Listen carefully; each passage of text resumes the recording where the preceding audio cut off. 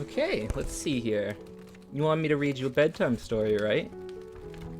Yeah, well, I mean, considering we're both stuck in here while I'm sure while we're being tracked down and hunted for things that we didn't really have much control over. Let's see here. By the way, thank you for helping me. I really didn't expect you to do that for me. I don't know. We barely met and you helped me with my vision in that way, and it really helped a lot. Thank you.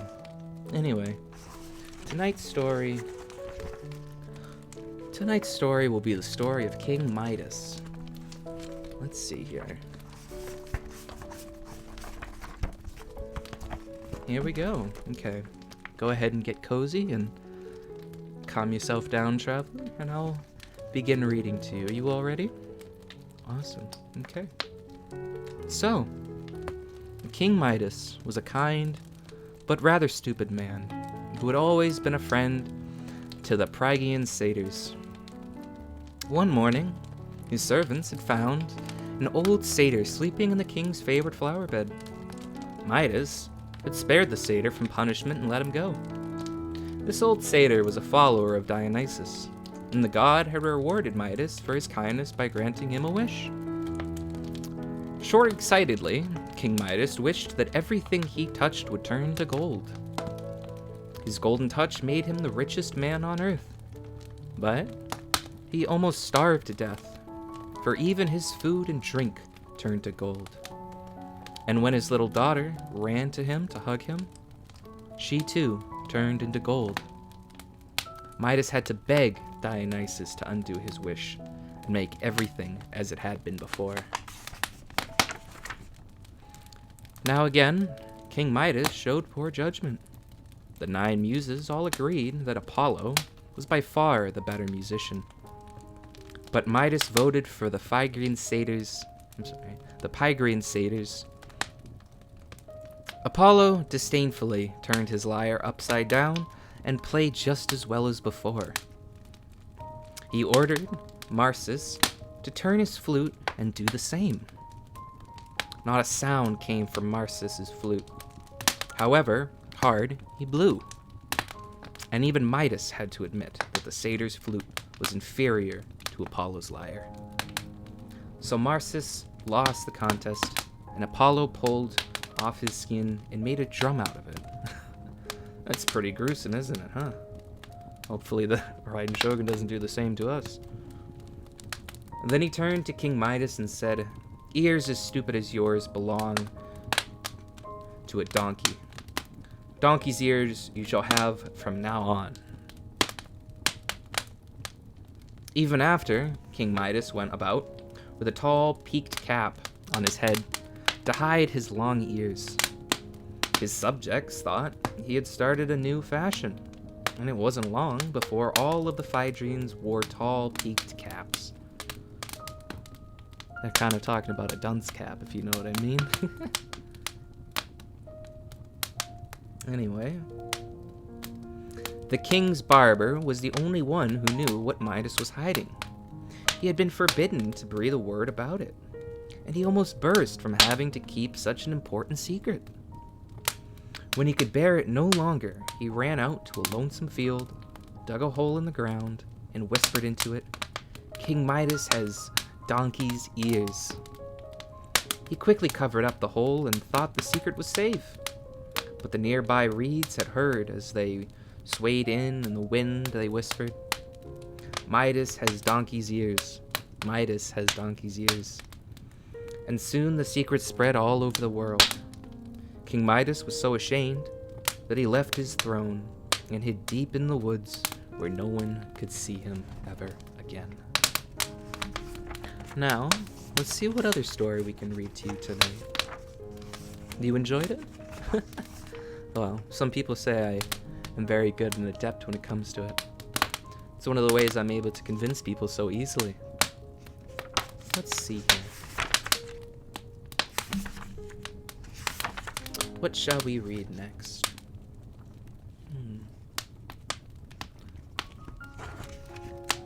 What shall we read next?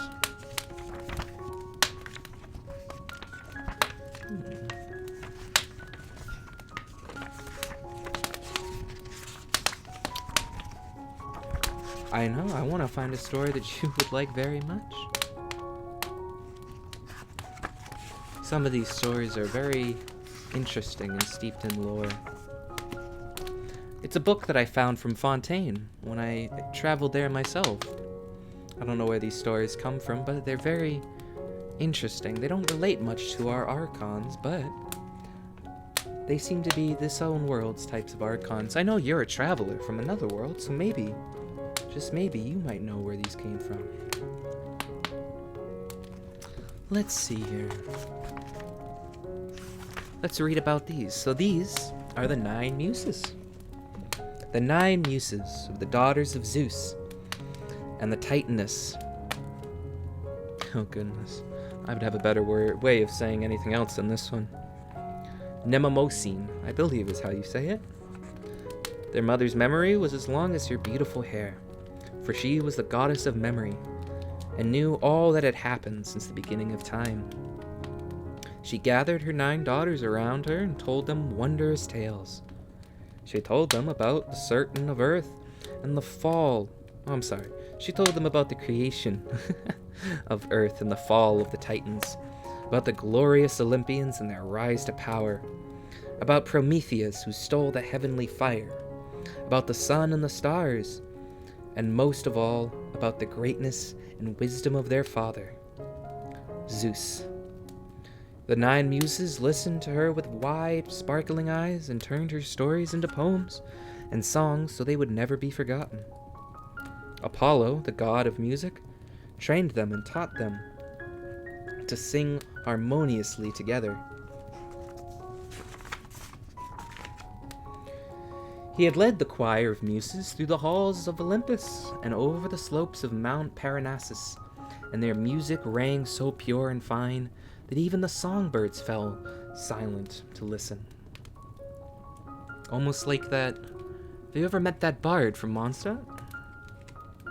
He makes amazing music, and it reminds me very much of it. Each of the muses had their own special art. Calliope, the muse of heroic poetry, was the first among them. She had a mortal son named Orpheus, and he sang almost as beautifully as the muses themselves. When he was grown, he left his mother and his 8 loving aunts and went to live with his father's kingdom of Thrace to bring the joy of music to earth. His voice rang so pure and true that the fiercest warriors put down their swords and savage beasts lay spellbound at his feet. Trees pulled up their roots and moved closer to listen, and even hard rocks rolled up to him. Do you want to hear the story of Orpheus? This is a bit of a longer one, but we can go ahead and do it. Orpheus's music was joyful and amazing, for he was in love with Eurydice, a sweet young maiden, and she loved him in return. On the day of their wedding, his song swelled out, filled with happiness as his bride danced on light feet through the meadow. Suddenly, she trod on a snake and sank to the ground, deceased of its poisonous bite. Hermes gently closed her eyes and led her away to the underworld. No more songs came from Orpheus's throat. No more tunes rang out from his lyre. All joy had gone out of his life. He had to have Eurydice back. Weeping and grieving, Orpheus wandered about searching for an entrance to Hades, and when, at the end of the world, he found it, he did what no man living had ever done before. He went down to the realms of the dead to beg for the return of his beloved.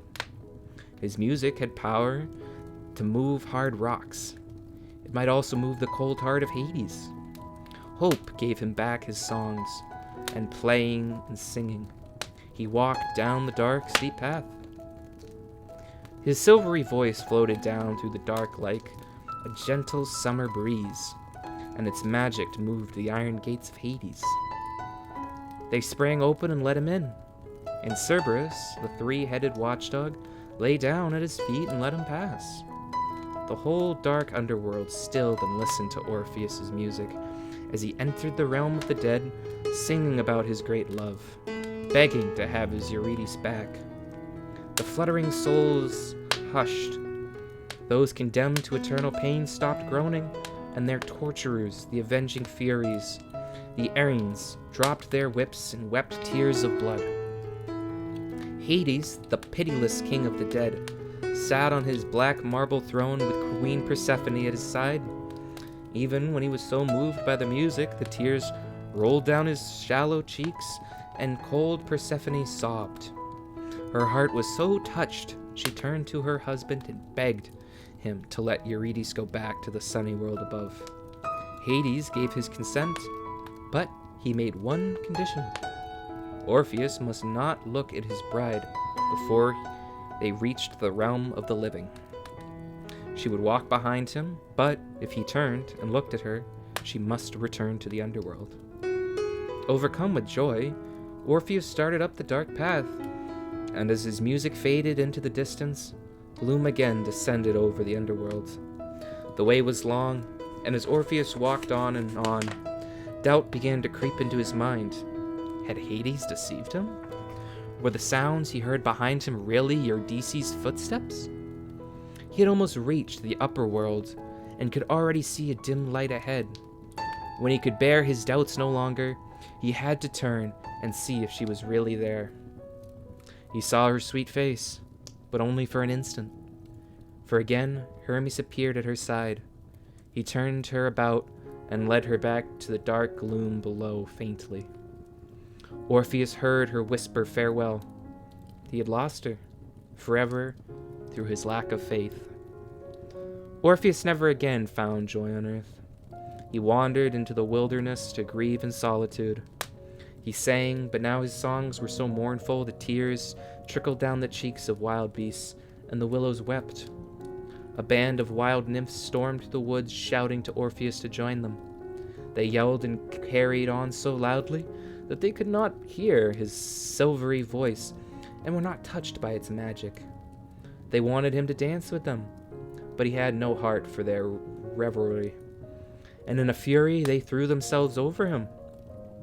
They tore him to pieces and tossed his body into a river. The river stopped its gurgling to listen, for the haunting voice of Orpheus still issued forth from his past lips as he floated down to the open sea. The Muses grieved over him. They searched the sea till they found his body on the shores of the island of Lesbos. There, they gave him a proper funeral, and at last he could rejoin his beloved Eurydice as a flitting ghost in the underworld, only heard through light whispers and breezes. That was the story of Orpheus. Oh, looks like you're already asleep. Well, good night. Listen, good night. Oh, goodness. Good night, traveler. Should probably be quiet too. Yeah. Looks like it's about my time. I thought Ayaka would be here by now, but I guess not. I'll prepare something for her. Oh. Good night, traveler.